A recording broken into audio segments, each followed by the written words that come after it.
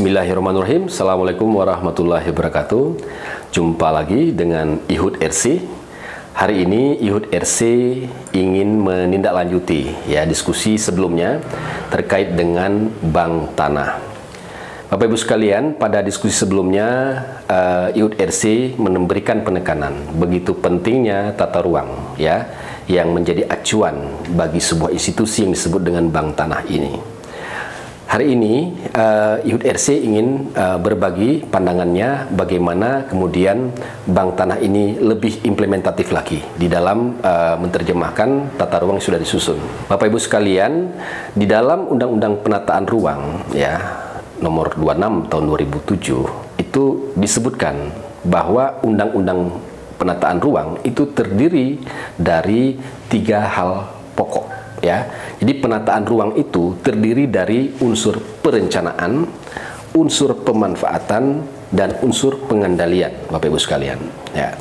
Jadi kemarin kita sudah bercerita tentang produk rencana. Jadi rencana ini adalah sebagai terjemahan dari visi kita di dalam membangun. Di dalam tata ruang maka disebut dengan perencana tata ruang. Dalam rangka untuk mewujudkan visi tadi, tentu kita perlu tahu lokasi-lokasi mana yang cocok untuk perumahan, lokasi-lokasi mana yang cocok untuk komersil dan berbagai macam kebutuhan ruang yang lainnya. Dan di sana juga diarahkan bagaimana agar setiap zona-zona tersebut itu dihubungkan dengan berbagai macam infrastruktur dasar atau disebut dengan struktur ruang kota. Ada jalan, ada saluran, ada listrik dan sebagainya. Jadi ketika rencana itu sudah selesai, maka tugas kita itu tidak berhenti. Kemudian bagaimana kita memanfaatkan dan mengendalikan agar rencana yang kita susun itu betul-betul diwujudkan di lapangan. Bapak Ibu sekalian, salah satu tantangan ketika kita bicara soal pemanfaatan ruang itu adalah bagaimana kita memastikan akses kita ke salah satu sumber daya kunci pembangunan, yaitu lahan. Nah, dalam hal ini ketika kebetulan misalnya tata ruang itu diarahkan untuk kepentingan publik, maka tentu saja pemerintah harus mengambil peran dan intervensi agar lahan-lahan yang kita peruntukkan untuk kepentingan publik itu tidak dilepaskan begitu saja berjalan seiring dengan mekanisme pasar. Karena Bapak Ibu sekalian, ada hal-hal yang perlu dicermati dalam hal ini. Sebagai contoh adalah terkait dengan bagaimana memenuhi kebutuhan hunian bagi masyarakat pada umumnya. Tentu saja Bapak Ibu sekalian, kalau kita berhenti hanya mengedepankan mekanisme pasar, biasanya banyak masih warga masyarakat kita yang tidak bisa mengakses hunian.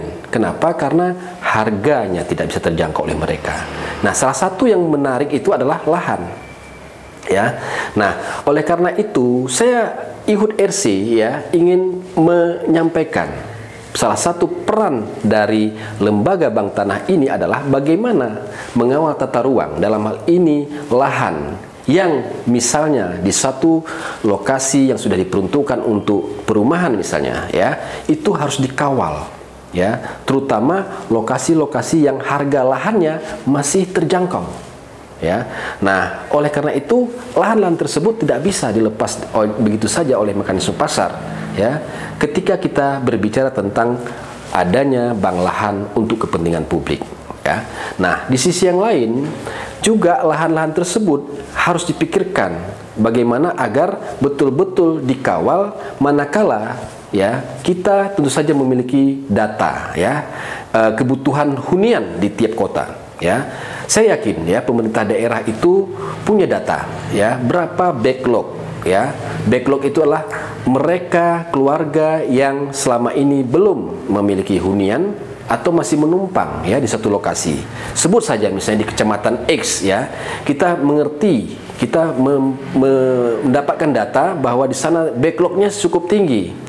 Nah, oleh karena itu, kalau di sana masih ada lahan yang direncanakan untuk rumah tinggal, yang masih terjangkau, maka disinilah fungsi bank tanah itu untuk memastikan angka backlog yang kebutuhan huniannya yang cukup tinggi tadi betul-betul bisa difasilitasi untuk mengakses lahan yang masih terjangkau tersebut.